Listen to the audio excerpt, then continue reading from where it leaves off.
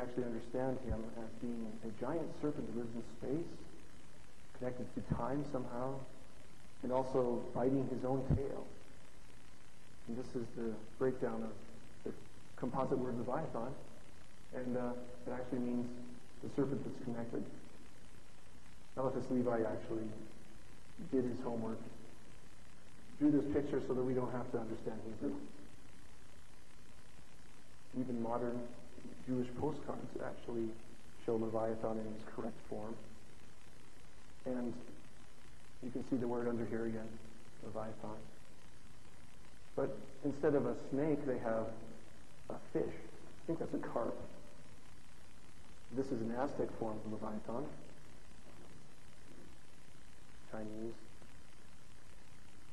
This is on a Masonic gravestone. This is Leviathan. This is the center of the Milky Way. This is his body and his head going this direction, his eye, and his tail going into his mouth here.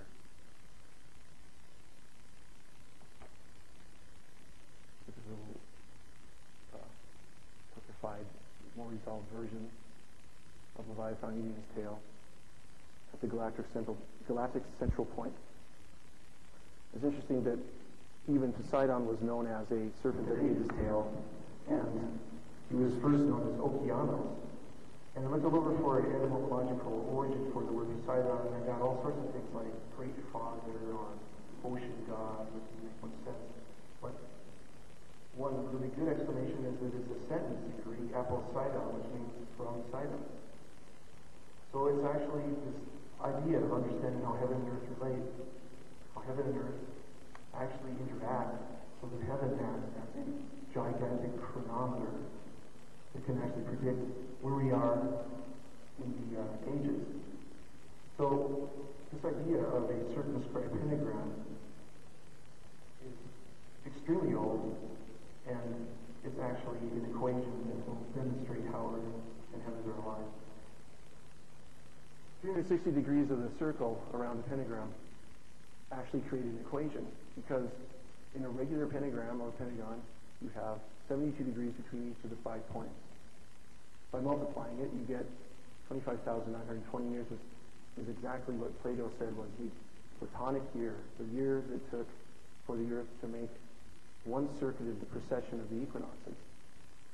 Many people don't understand what the precession is. It's pretty simple. The earth revolves around its axis. It also goes around the sun. But because it's at an angle, it has obliquity, we have seasons. So as it travels around the sun once in 365 days, the northern hemisphere here will get more sun during our summer, and the southern hemisphere gets more during summer down in Australia, where we get winter. But what also is happening is this axis spins like a wobbly top, but it doesn't spin very fast. In fact, it takes 72 years to move just 1 degree. And so it points at these north stars, that these stars actually trade off being the North Pole over 25,920 years. But also while that's happening, when we have spring, the beginning of our year, during the vernal equinox, we move along the zodiac. And it will take 25,920 years to move one time. This is supposedly the ring of Solomon, and I put it up because it has 4 fins on it. Here is the Ouroboros. This is another word for the Leviathan. Ouroboros, the tail-eating serpent of the Greek, but he has 4 fins. And the reason that he has 4 fins, according to the Jewish sages, is because he supports the cosmos on it. It makes sense because there are actually 4 points to the ecliptic. You have in Leo Regulus, the brightest star, in that quadrant, Omaha in Aquarius, in Taurus, the bull, Aldebaran, Antares, and Scorpio. All these 4 points are aligned equally across the ecliptic.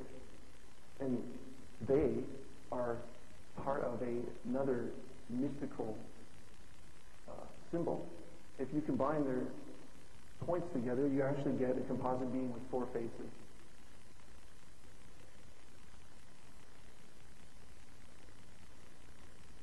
It's the origin for the type of the cherubim that Ezekiel was talking about.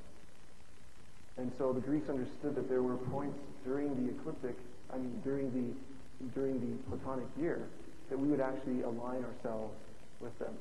They call the spaces between each of these cherubic points aeons, and they call the points between exactly right before we moved into the next aeon the dividing point, the word syntelia.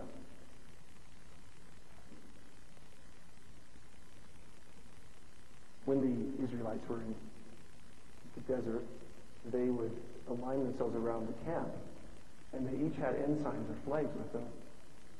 And these flags actually coordinate to the zodiac. This is an important picture because you have Leviathan here. And as the precession of the equinox worked through the Platonic year, Leviathan will appear right before the cherubic point, the lion. And here, this is part of a corrupted symbol. It used to be Ophiuchus, the serpent holder.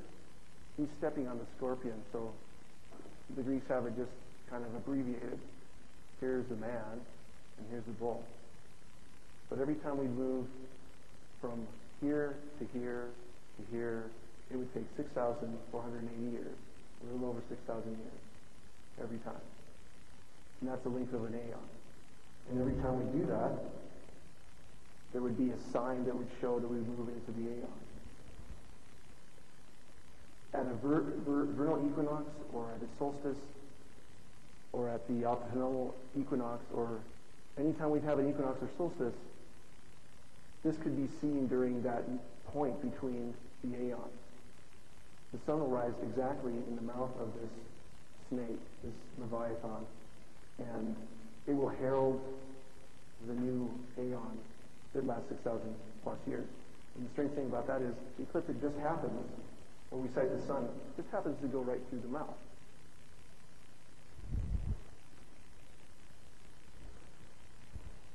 This sign actually lasts for about 900 years. It actually lasts long enough that you can get a really good idea of just about where it occurred.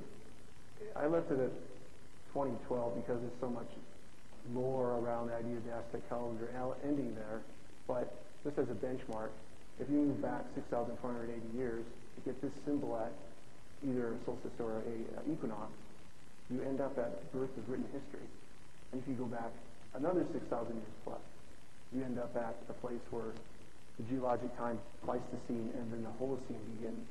And those are marked by massive die-offs. A geologist will mark a new epoch by how much dead things he finds in the strata. That marks a huge die-off of most of the animals in the North American continent. And you can continue backwards along these aeons. You can actually mark where they occur. We're moving into the age of Aquarius now. That would be in the spring. We'd actually see the sunrise in right about where Aquarius is, the first degree. But Taurus was there before. And interesting, Graham Hancock and Duval talk about the pyramid being aligned so that it would be looking at this age, the age of Leo.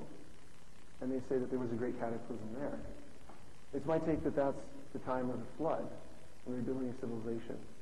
You go back 6,000 years before that, glaciers were at a maximum. And interestingly, at the beginning of the whole Platonic year itself, it said that all hominids except Homo sapiens had died out.